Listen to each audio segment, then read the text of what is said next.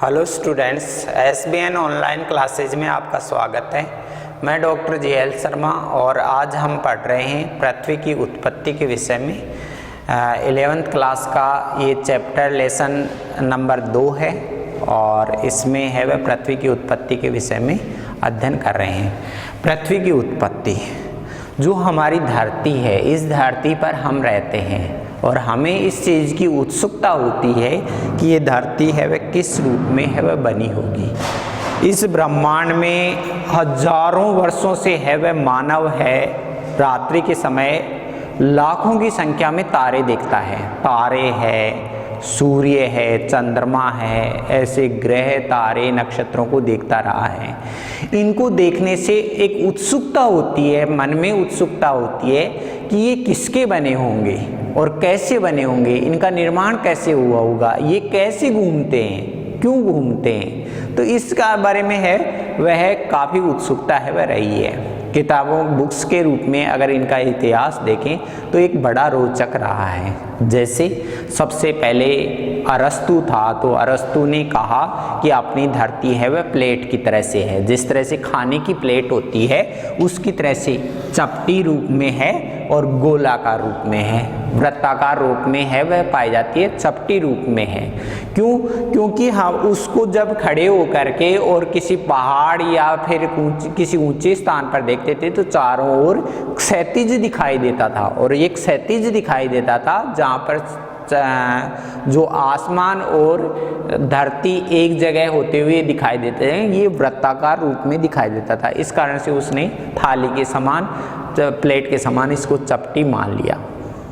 इसके बाद में जो लोग आए तो उससे है वह रहस्य अलग होते गए। जैसे एक विद्वान आया जिसका नाम था पाइथागोरस, एक परमेदीय गणितज्ञ था, यूनानी विद्वान था, और इन्होंने सबसे पहले कहा कि पृथ्वी एक प्लेट की तरह से नहीं, पृथ्वी क्या है, गोलाकार है। जिस तरह से अपना फुटबॉल होता है उसकी तरह से एक गोला है, गोलाकार रूप है पृथ्वी का। और इसी के बाद में है एक विद्वान आए जिनका नाम था कोपरनिकस। उन्होंने कहा पृथ्वी केंद्र में स्थित नहीं, केंद्र में सूर्य स्थित है, सूर्य के चारों ओर है वह पृथ्वी चक्कर लगाती है और पृथ्वी के चारों ओर चंद्रमा घूमता है।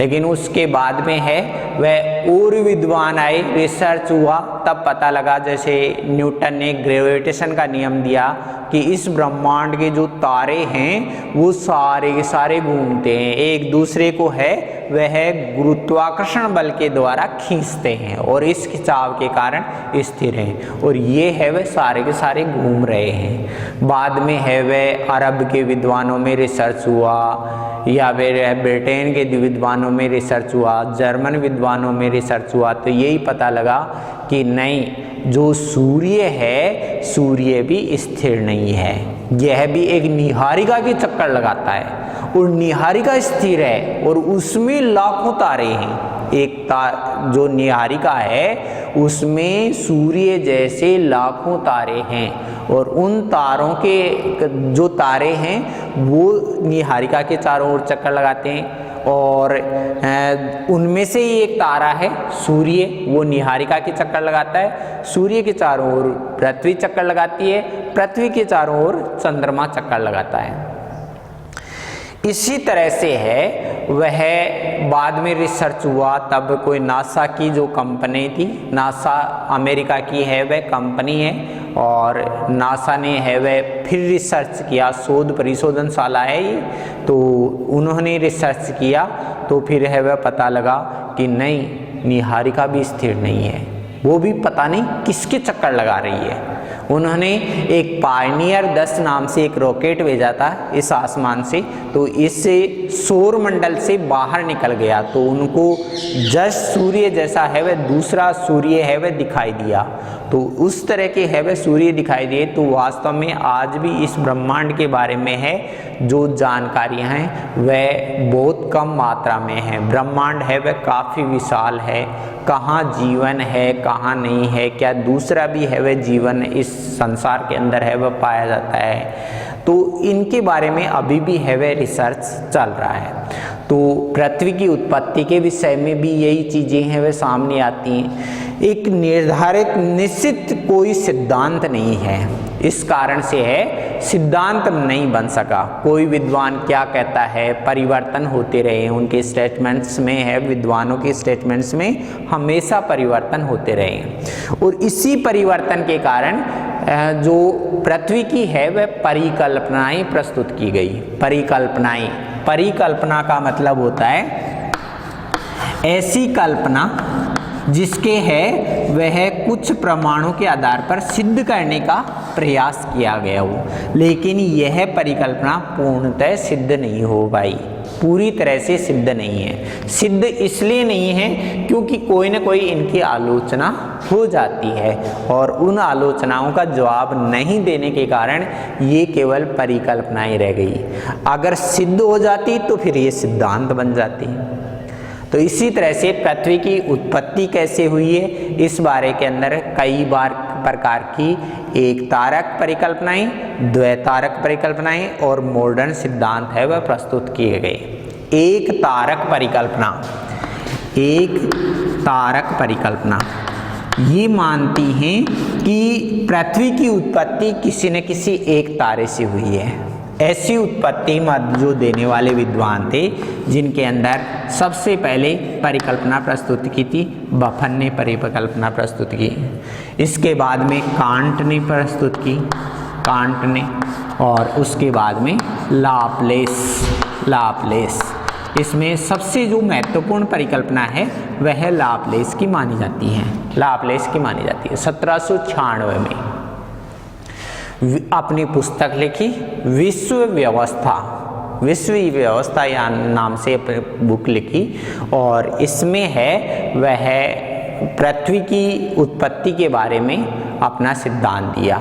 उन्होंने ये बताया कि पुराने ज़माने में कोई निहारिका घूम रही थी। निहारिकाएं क्या होती हैं, जैसे हम दीपावली के अवसर पर है वह चक्री छोड़ते हैं तो वो जमीन चक्र होता है, वो जमीन चक्र इस तरह से है वह पटाखे के रूप में है वह छोटे जाती हैं। तो ये जो निहारिका का रूप है इनके अंदर तारे होते हैं, लाखों की संख्या के अंदर तारे होते हैं और ये तारे है वह घूमते हैं, घूर्णन करते हैं। ये तेजी के साथ में घूमती हुई निहारिका थी और इस निहारिका के द्वारा है वह बाहरी वातावरण ठंडा हुआ, घूमते घूमते बाहरी वातावरण ठंडा हुआ। अब ये गर्म गैस का गोला थी तो जैसे जैसे ठंडी हुई पहले द्रव्य रूप में आई, द्रव्य से है वह ठोस रूप में आई तो इसका बाह्य भाग ठंडा हो गया, ये पार्ट है वह ठंडा हो गया और बाहरी भाग है वह ठंडा होने के कारण ये एक छल्ले का रूप बन गया। लाप्लेस ने बताया कि बाहर तो ठोस और अंदर का भाग द्रव्य, दोनों के अंदर गति में अंतर आ गया। ठोस थोड़ी जल्दी घूमता है, द्रव्य धीरे घूमता है। दोनों में अंतर आने के कारण अपकेंद्रीय बल पैदा होता है और अपकेंद्रीय बल के कारण ये छल्ला बाहर निकल गया। ये जो हार्ड छल्ला था वो है वह धरती से बाहर निकल गया। अब ये धरती से बाहर निकल गया तो यहाँ से है वह चक्कर लगाने लगा, इस जो निहारिका से बाहर निकला और इसके चक्कर लगाने लगा, जिसके कारण ये धीरे धीरे ठंडा हुआ और ठंडा हो करके और आपस में संगठित होने लग गया और धीरे धीरे 9 गांठें पड़ी और 9 ग्रह है वह बन गए, 9 ग्रहों की उत्पत्ति हुई। यह बताया लाप्लेस ने बताया। इसके बाद में आई द्वैतारक परिकल्पनाएं और इनके अंदर जो परिकल्पनाएं जो आई ये मानती हैं कि पृथ्वी की उत्पत्ति एक तारे से नहीं 2 तारों से मिलने से हुई है। 2 तारों के अंदर जो मानती हैं इसमें थे चैम्बरलिन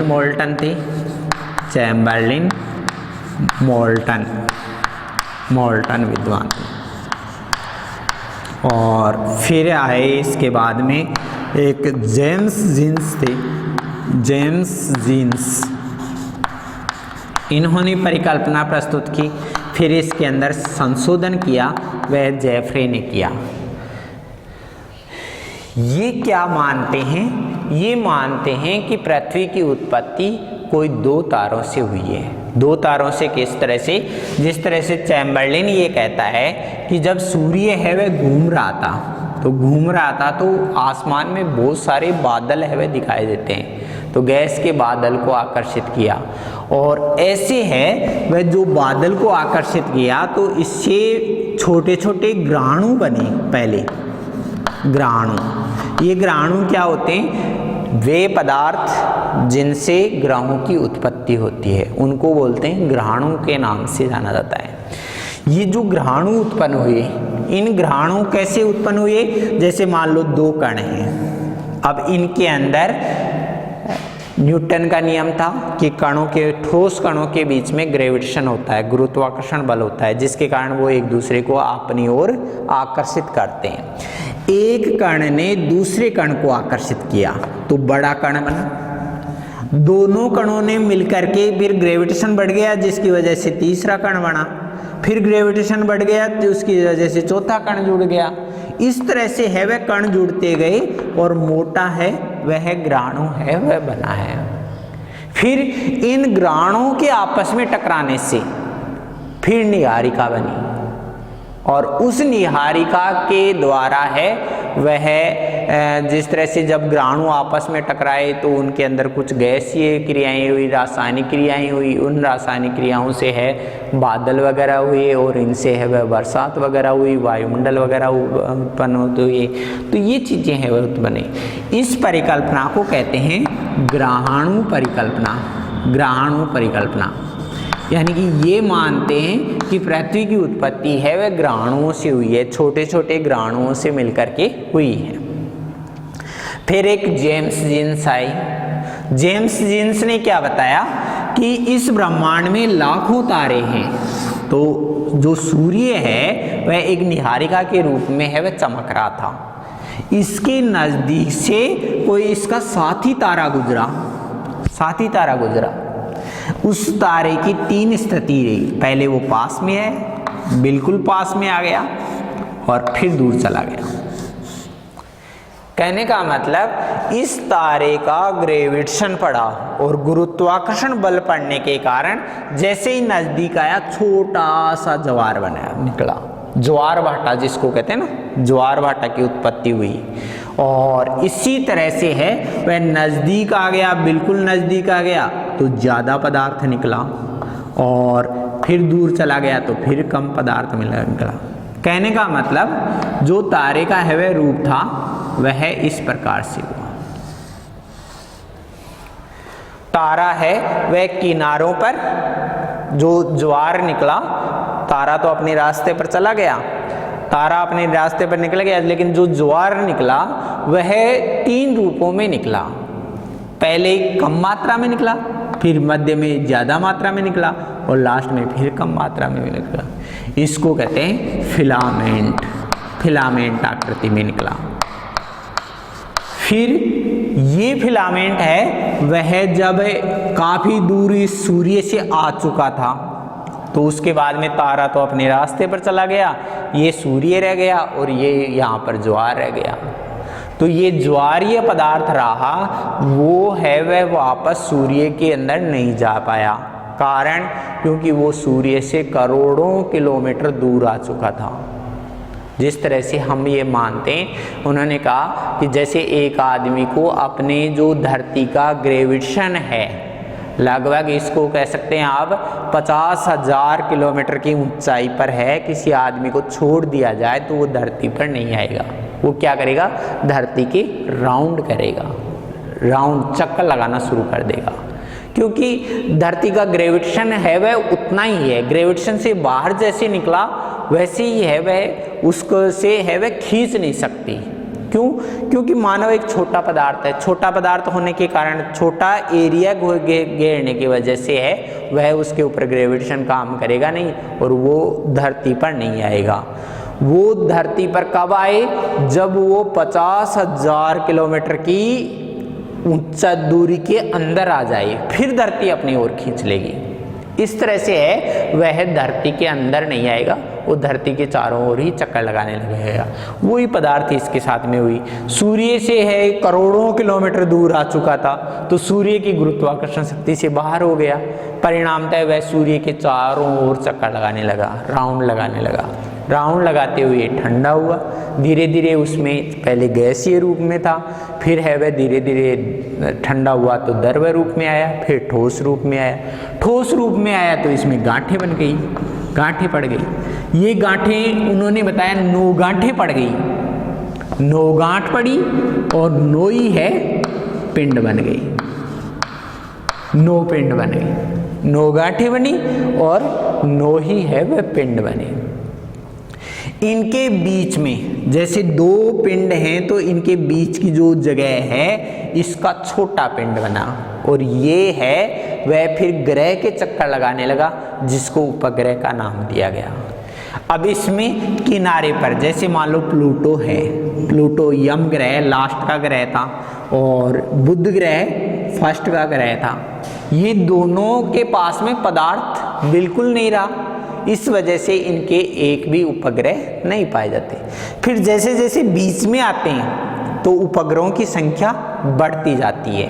शनि और बृहस्पति ग्रह के सबसे ज़्यादा उपग्रह पाए जाते हैं, क्योंकि उनके बीच का स्थान है वह बहुत ज़्यादा मात्रा में था। इस कारण से उनके कई ग्रह 16 से अधिक ग्रह दोनों के अंदर पाए जाते हैं। तो ऐसे है वह ग्रह उपग्रह उत्पन्न हुए। जेम्स जिन्से ने जो परिकल्पना थी वह ज्वारीय परिकल्पना दी, ज्वार भाटा के द्वारा है वह पृथ्वी की उत्पत्ति को समझाया। फिर जेफ्रे था, जेफ्रे ने इसके अंदर थोड़ा बहुत और संशोधन है वह कर दिया, तो उसने भी वही ज्वारीय है वह रूप माना, लेकिन उसमें संशोधन करते हुए बताया कि जो चक्कर लगाने के वाले रूप थे तो वो अलग अलग है वह तारे बने, अलग अलग बार ज्वार भाटा उत्पन्न हुआ और अलग अलग बार है वह इन ग्रहों की उत्पत्ति हुई। तो ऐसे है वह जेफ्रे ने है वह उसमें संशोधन किया। तीसरी जो परिकल्पनाएं थी वह आधुनिक परिकल्पनाएं।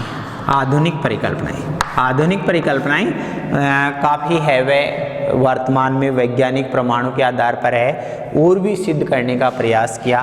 तो इसमें सबसे महत्वपूर्ण मानी जाती है आर्टोसिमिड की संकल्पना, आर्टोसिमिड, और उसने है वह धूल परिकल्पना दी। रूस का विद्वान था, रशियन विद्वान था, और इन्होंने कहा धूल के द्वारा, धूल के बादल से है वह पृथ्वी की उत्पत्ति हुई है।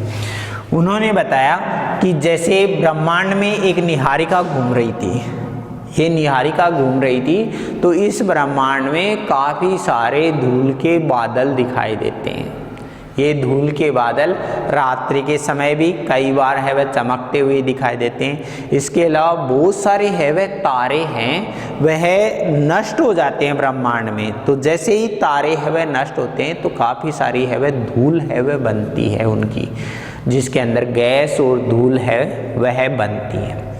आर्टोसिमिड ने बताया कि जिस तरह से एक तारा है, सूर्य एक तारा है, अब इसमें से ऊष्मा का निरंतर उत्सर्जन होता रहता है। अब ये एक सीमा है, उसकी भी एक सीमा है। जब सारी ऊष्मा बाहर निकल जाएगी तो उसके बाद में है वह तारे का रंग धीरे धीरे रेड कलर के अंदर परिवर्तित होते चला जाता है और धीरे धीरे वो शांत, जिस तरह से अंगारे शांत होते ना उसकी तरह से शांत होने लगता है। परिणामतः एंड के अंदर ये ब्लैक रंग का हो जाता है, और जैसे ही ब्लैक रंग का हुआ उसमें सारी ऊष्मा है वह बाहर निकल जाती है और तारे में क्या होता है, विस्फोट होता है, और विस्फोट होने के बाद में वो धूल के कणों के अंदर परिवर्तित हो जाता है। तो आर्टोसिमिड ने बताया कि इस ब्रह्मांड में बहुत सारे है वह धूल के बादल पाए जाते हैं, और निहारिका है क्योंकि उसमें ग्रेविटेशन ज़्यादा है, तो उसने क्या किया कि एक धूल के बादल को आकर्षित किया, धूल का बादल आकर्षित किया। ग्रेविटेशन के प्रभाव से ये धूल के जो कण थे वो एक दूसरे के नज़दीक आए, और नज़दीक आने के कारण है ये एक दूसरे से संकुचित होने लगे, एक दूसरे से संकुचित होने लगे। उसी प्रकार से जैसे बच्चे चुंबक के द्वारा है वह छोटे छोटे लोहे के कण ढूंढते हैं और कागज के ऊपर है वह गिरा करके और चूरा गिरा करके चुंबक कागज के नीचे लगा करके और घुमाते हो तो उसमें सारे कण एक फ्लैट रूप में हो जाते हैं, फ्लैट रूप में सीधे हो जाते हैं। वही रूप इसके साथ हुआ। ग्रेविटेशन के प्रभाव के कारण, गुरुत्वाकर्षण बल के कारण सारे के सारे कण एक दूसरे के नजदीक आए, परिणाम तो वो जुड़ने लगे और जुड़ने लगे तो गांठें बनने लगी।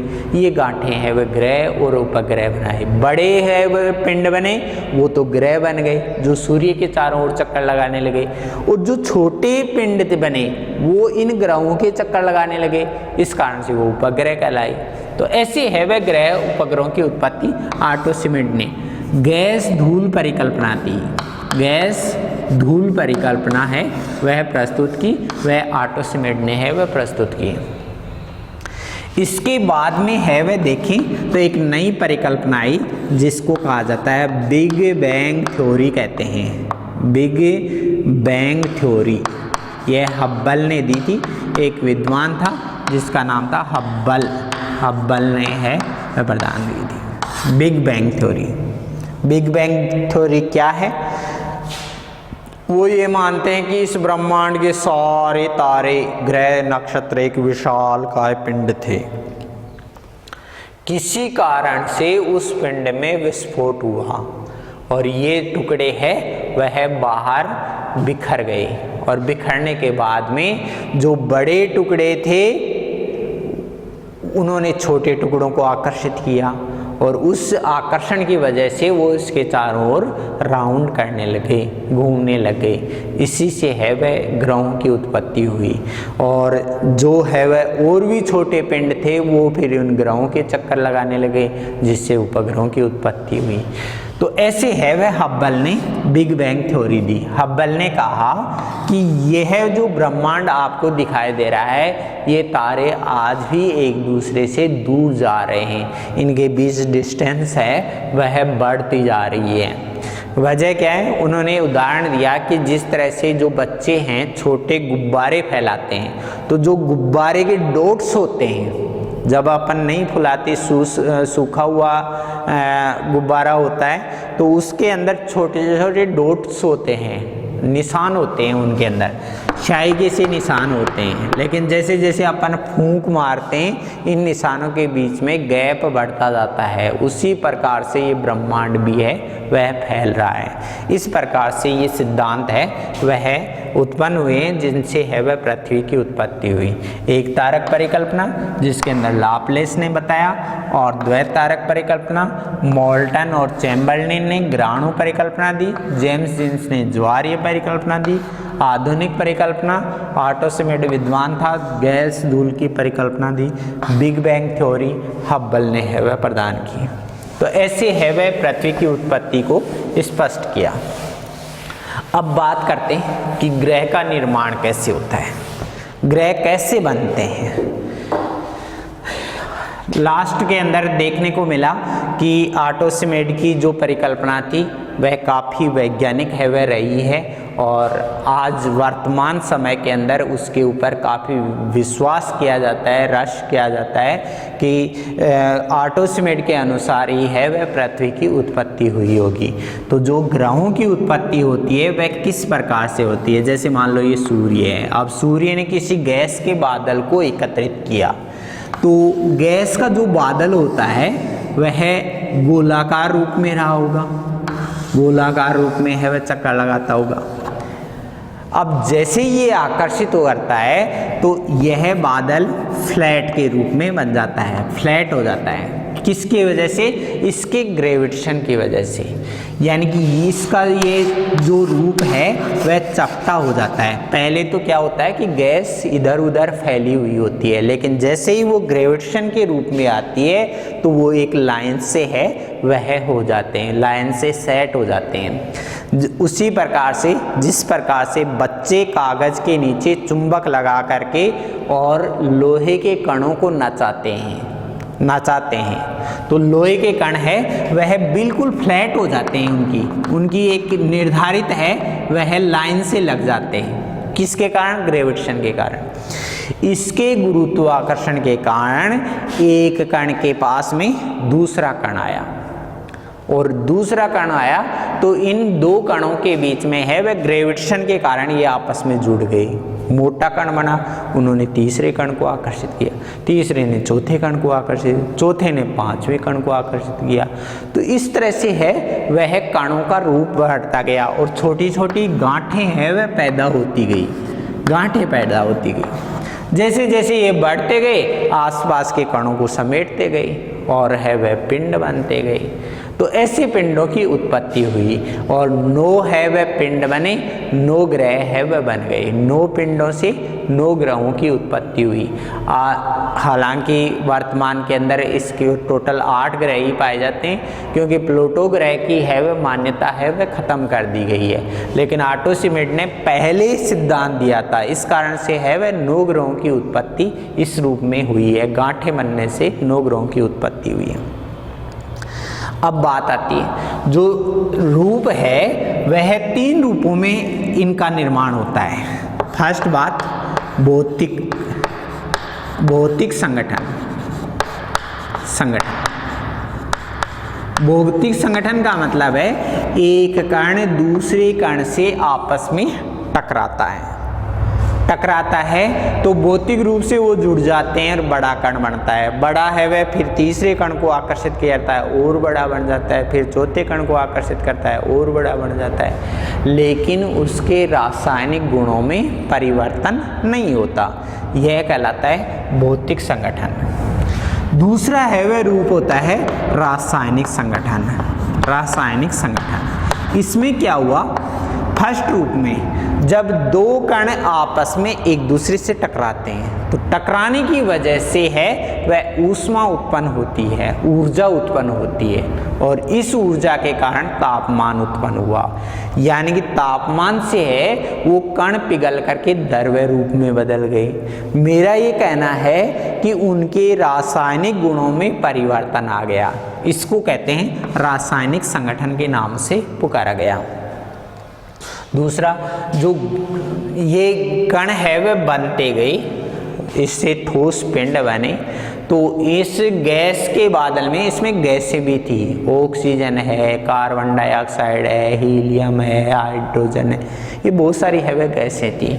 इनके अंदर जो हीलियम, हाइड्रोजन और ऑक्सीजन ये आपस में जोड़ करके और H2 पानी बन गया, पानी का निर्माण हुआ।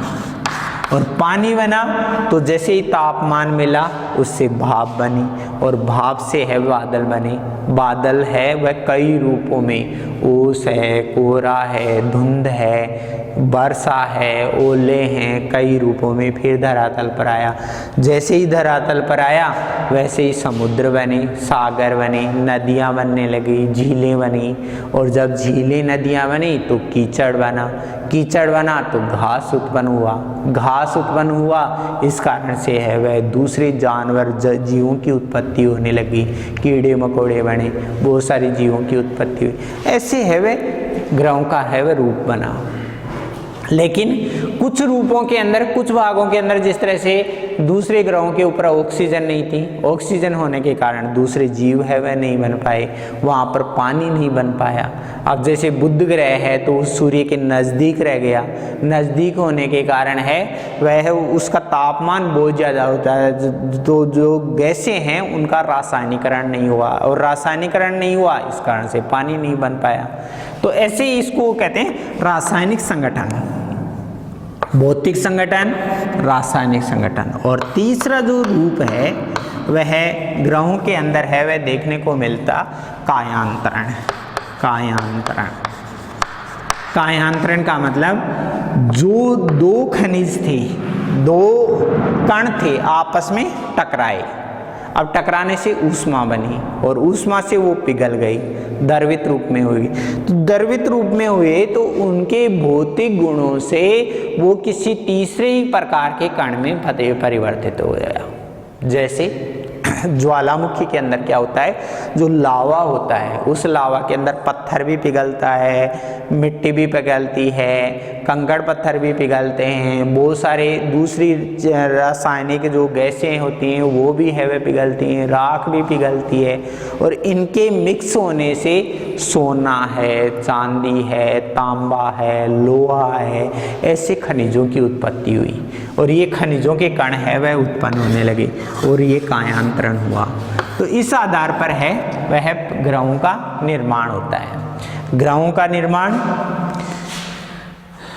सूर्य ने है वह गैस के बादल को, धूल और गैस के बादल को एकत्रित किया, ग्रेविटेशन के कारण वो फ्लैट रूप में आए, वो आपस में है वह जुड़ने लगे तो इन कणों के अंदर 3 प्रकार के परिवर्तन हुए, भौतिक संगठन हुआ, रासायनिक संगठन हुआ, कभी है वह कायांतरण हुआ और इससे है वह इन ग्रहों की उत्पत्ति हुई है, इन ग्रहों का निर्माण होता है।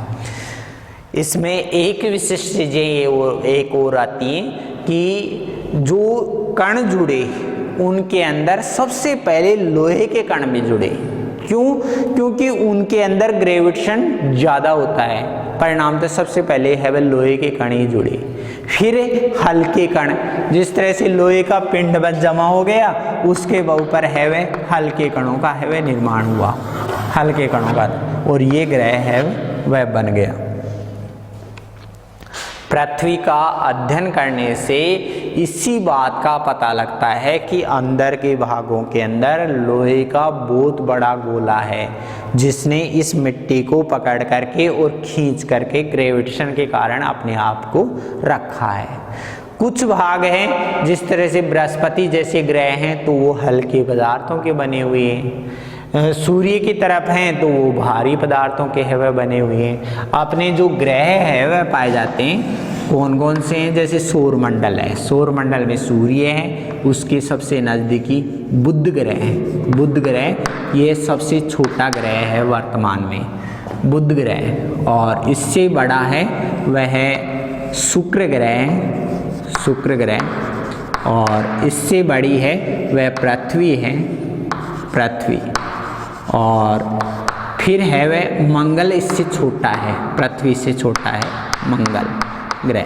फिर आ जाते हैं क्षुद्र ग्रह, छोटे छोटे क्षुद्र ग्रह, छोटे छोटे ग्रह हो जाते हैं क्षुद्र ग्रह, और फिर आता है सबसे बड़ा ग्रह जिसको बृहस्पति ग्रह कहते हैं, बृहस्पति, और फिर शनि ग्रह है, शनि, फिर अरुण, अरुण ग्रह, फिर वरुण ग्रह, वरुण ग्रह, और लास्ट में यम ग्रह। लेकिन यम की मान्यता है वह यूरोप के अंदर एक कमेटी बैठी जिसने है वह ग्रह, इसे ग्रह मानने से इनकार कर दिया, कारण ये काफ़ी छोटा था, इस कारण से ग्रह की संख्या इससे हटा ली। वर्तमान में ये 8 ग्रह ही है वह पाए जाते हैं। इन ग्रहों को इनर ग्रह कहते हैं, यानी कि आंतरिक ग्रह कहते हैं, आंतरिक ग्रह, 4 ग्रह हैं आंतरिक ग्रह, और ये कहलाते हैं बाह्य ग्रह, बाह्य ग्रह, बाह्य ग्रह। अब इनको दूसरे नाम से भी जाना जाता है, इनको पार्थिव ग्रह भी कहते हैं, पार्थिव, पार्थिव का मतलब जिस तरह से पृथ्वी का निर्माण हुआ है वैसे इन ग्रहों की रचना हुई है। पृथ्वी के अंदर बहुत बड़ा है वह लोहे का गोला है और उसके चारों ओर है वह हल्के पदार्थ जमे हुए हैं, तो ये है वह सारे के सारे भारी पदार्थों से बने हुए हैं, ये भारी पदार्थों से बने हुए हैं, और इनके अंदर सबके अंदर बीच में मोटा गोला है वह लोहे का पाया जाता है, इस कारण से इनमें ग्रेविटेशन ज़्यादा है, इस वजह से ये सूर्य के नज़दीक भी रह गए। ये हल्के पदार्थों के बने, ये जैसे मिट्टी वगैरह डस्ट वगैरह से इनसे बने, लास्ट में तो ये ऐसा लगता है जैसे राख का गोला है उसकी तरह से है वह दिखाई देता है, तो ये हल्के पदार्थों से बने हुए हैं। इनको जोवियन ग्रह भी कहते हैं, जोवियन, जोवियन का मतलब होता है, जे का मतलब जुपिटर से संबंधित है, इसके समान, बृहस्पति के समान इनका निर्माण हुआ है, जैसे बृहस्पति हल्के पदार्थों का बना हुआ है उसके समान ये बने हुए हैं। ये धरती के समान बने हैं, ये बृहस्पति के समान बने हैं। ये टोटल है वह मिला करके क्या कहलाता है? सौरमंडल कहते हैं। सौरमंडल सूर्य का परिवार। सौरमंडल के अंदर सूर्य है, ये सारे ग्रह हैं, ये क्षुद्र ग्रह हैं। क्षुद्र ग्रह छोटे छोटे ग्रह पाए जाते हैं जिनको क्षुद्र ग्रह कहते हैं। ये मंगल और बृहस्पति के बीच में पाए जाते हैं, मंगल और बृहस्पति के बीच में मिलते हैं। और इसके अलावा इन ग्रहों के छोटे छोटे उपग्रह पाए जाते हैं जो इन ग्रहों के चक्कर लगाते हैं। बुध का कोई ग्रह नहीं है। इसके बाद में शुक्र का एक उपग्रह, बुध का कोई उपग्रह नहीं है, इसका एक उपग्रह है। और इसके अपने पृथ्वी के एक उपग्रह चंद्रमा है, लेकिन मंगल के 2 उपग्रह हैं। और इसके अलावा ये जो बृहस्पति है इसके 16 उपग्रह हैं, शनि के 21 उपग्रह हैं, और इसके बाद में है वह कम होते चले जाते हैं। तो ऐसे है वह ग्रह वह उपग्रह है वह पाए जाते हैं। तो ये हमारी धरती का स्वरूप, पृथ्वी की उत्पत्ति के बारे में और सौरमंडल के विषय में हम पढ़ रहे थे। इसके साथ ही धन्यवाद।